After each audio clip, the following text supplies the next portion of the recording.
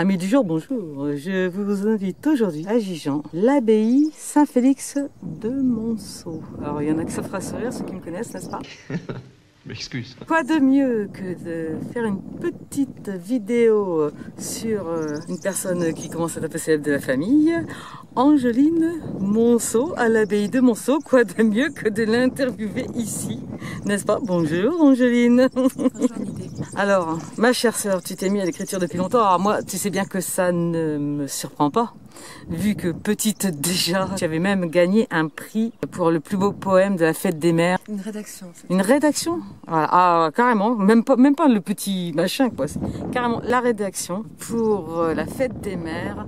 Et ça, eh ben, elle était même pas encore au collège, hein, faut le dire. Donc elle a commencé quand même assez tôt, faut le dire. Mais il y a que maintenant que tu t'es lancée, en fait. Depuis combien de temps, en fait, tu écris maintenant? Ça fait longtemps que j'écris, mais le premier livre publié, il a été publié. Ouais, et c'est celui-là, voilà, La Meute d'Amoroc, pour ceux qui ne connaîtraient pas encore.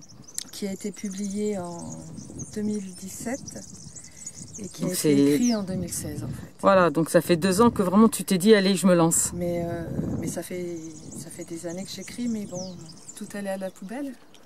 Oui, bon, ça, c'est pas bien. Puis alors, voilà. qu'est-ce qu'il raconte ce premier roman? Alors, La Meute d'Amoroc, c'est l'histoire d'une gentille famille de loups-garous. Donc, c'est des gentils loups-garous, c'est pas des méchants, qui combattent des criminels. L'alpha de la meute d'Amoroc, il va rencontrer son âme sœur, Gwendoline. Ils vont partir dans les aventures parce qu'il s'avère que le criminel qui va s'attaquer à eux, en fait, c'est l'ex de Gwendoline. Et ça va les Qui est aussi un loup-garou? Non, pas du tout. Un humain. C'est très humain en fait comme histoire. Ouais, bah, ça se passe en Provence. Ah, parce que pas très loin de chez nous quoi. Voilà, c'est là où le livre a été écrit en fait. Donc ça se passe en Provence, mais ça se passe aussi au Guatemala. En fait, tu nous fais en même temps voyager. Voilà, exactement. Waouh, super. Alors forte de ça, attendez, parce que alors il y a de l'action, il y a du suspense, mais il y a aussi du sexe. Bon, alors, attention, c'est pas voilà, on va dire attention, si tu aimes l'aventure dans toutes ces catégories et que tu es adulte, tu peux lire ce livre. Sinon, on va te proposer autre chose. Hein. Si tu es un peu plus jeune, pour les chastes yeux des lecteurs, ce sera peut-être mieux. Donc, tu t'en es pas resté là, puisque dans la foulée, tu nous en as écrit un autre. Voilà, alors celui-là, il est alors, bien différent en plus, hein. Complètement, oui. C'est ça qui est fou, hein. Et l'autre, c'est du fantastique. Donc celui-ci, ça s'appelle... Celui-ci, c'est Fresia Evolution. C'est de la science-fiction, mais pas de la science-fiction pure. Moi, je l'appelle un livre éco-humaniste. Ah, alors, vous savez, mon amour de l'éco, bah voilà, c'est familial. Hein. On aime un petit peu le côté un petit peu écolo, mais pas trop. Et voilà, être humaniste, pour ceux qui connaissent bien ma chaîne, vous savez que moi, j'aime justement partager. Donc voilà, ça se retrouve en famille. Alors ça, c'est l'histoire d'Alena, entre autres. Mes personnages secondaires ont toujours aussi leur histoire, mais entre autres, c'est l'histoire d'Alena qui quitte la Terre dans un des derniers vaisseaux pour partir coloniser une autre planète. Pourquoi est-ce qu'il quitte la Terre? La Terre, elle est complètement détruite par la cupidité de l'humain qui a asséché les terres, pollué l'air, enfin tout est détruit. Enfin bref, donc il n'y a plus moyen de vivre, il n'y a plus de nourriture. On a pourri notre planète quoi. Voilà. Et c'est bien parti pour d'ailleurs. Ouais, et comme c'est un sujet qui me tenait à cœur, donc bon, c'est pas ça le sujet principal, mais c'est le début du livre. Et donc Alena part pour une autre planète qui a été découverte, mais en fait il leur arrive pas mal de péripéties et ils ne s'intéressent pas sur la bonne planète. Et bien après, si tu veux savoir la suite, eh ben, il va falloir lire son livre tout simplement. Mais donc c'est pas un science-fiction pur, il n'y a pas d'extraterrestres, il n'y a pas de bataille spatiale. C'est de la science-fiction dans le sens où ça n'existe pas encore, mais c'est un peu du surréalisme au fait, plutôt. Hein. C'est que ça pourrait se produire. Genre. Mais il y a beaucoup de réalisme dedans. Voilà, et c'est mais toujours très utopique. Très utopique, mais très humain aussi. Et celui-là, il me tient particulièrement à cœur. Pourquoi?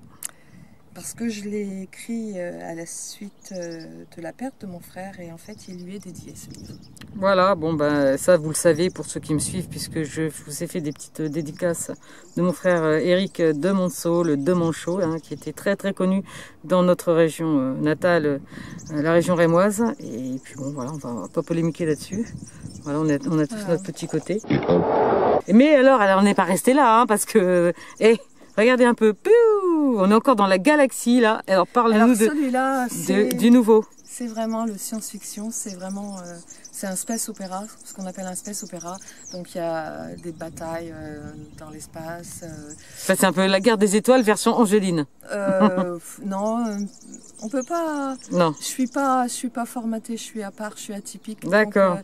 Donc si tu veux vivre une autre expérience space opéra. En fait, c'est des terriennes qui sont pourchassées par des méchants extraterrestres. Ah là, il y a de l'extraterrestre là. Du coup, là, ça y est, on est dedans là. Oui.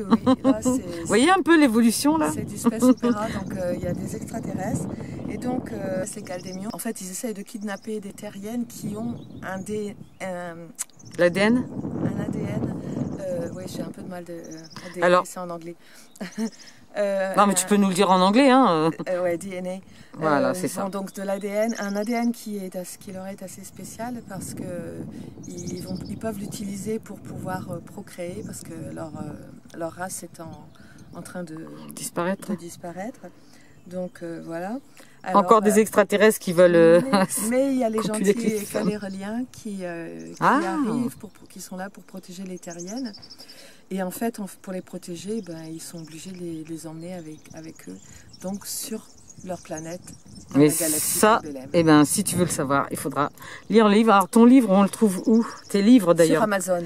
Alors elle est publiée sur Amazon. Non, mais dis un peu la fierté quand même aussi, c'est que exclusivité Amazon. Mais t'es dans les best-sellers quand même Amazon. Disons que la meute, elle est restée quand même l'année dernière 2 mois et demi. En best-seller sur Amazon. Ouais, des meilleures ventes. Sur Amazon. Et puis Galaxy Calbellem, lui, il a fait un tabac. Il est resté plus de 2 mois et demi numéro 1 des meilleures ventes. Et là, il est redescendu au numéro 2 ou 3, je crois. Bon, en tout cas, vous l'aurez compris, vous pouvez donc, il est accessible sur Amazon. Je crois qu'aussi, ils peuvent très bien l'avoir en virtuel. C'est en numérique. Il est en numérique sur Amazon et en broché. Et en broché. Bon, alors, ce qu'on appelle broché, bien sûr, c'est du livre papier. De nouveau en train d'écrire d'autres aventures. Ouais. Et ça, c'est un secret, mais je pense que... Non, c'est pas un secret parce que j'ai déjà mis sur Facebook... j'ai 7 romans qui sont en cours d'écriture. C'est de la production, mes chéris. Le tout dernier, ça s'appellera certainement Sous le ciel de Roca, qui m'a été inspiré de mes vacances en Crète. Et là, ça va être une romance, donc absolument rien à voir. Et sinon, j'en ai un autre dont là, je ne donnerai pas le titre parce que celui-là, je le garde plus secret, qui sera plus genre polar, thriller, qui est déjà bien avancé d'ailleurs. Il va y avoir une suite à Fresia qui sera 20 ans plus tard. D'accord. Qui est déjà commencé. Il y a le tome 2 aussi de La Meute qui est commencé, mais là par contre j'ai fait un blocage, donc je ne sais pas quand il sortira. Enfin bref, tu es toujours à fond dedans avec ton travail. Alors il faut quand même saluer ma sœur qui nous vient du Danemark où elle vit depuis très longtemps, de Copenhague, et elle travaille là-bas et en même temps elle écrit, mais on espère d'ici 2-3 ans qu'elle revienne en France pour y vivre, voilà, se rapprocher de sa famille. Mais c'est là aussi, c'est une autre histoire. Donc si vous avez envie de découvrir, même de partager, elle communique beaucoup avec tous ses lecteurs et avec beaucoup de gens sur Facebook. Donc tu as un Facebook. J'ai mon groupe qui s'appelle Auteurs et compagnie. Voilà. Là où il y a beaucoup de lecteurs et d'auteurs, d'autres auteurs aussi. Et puis tu as aussi j'ai ma page Facebook, Angeline Monceau. Voilà. Alors écoute, bonne continuation, bonne écriture. Merci. À bientôt pour une nouvelle vidéo. Toujours tendance à découvrir ce qui est beau autour de nous. Et je vous fais un sur cette belle abbaye de Monceau. Oh, ciao.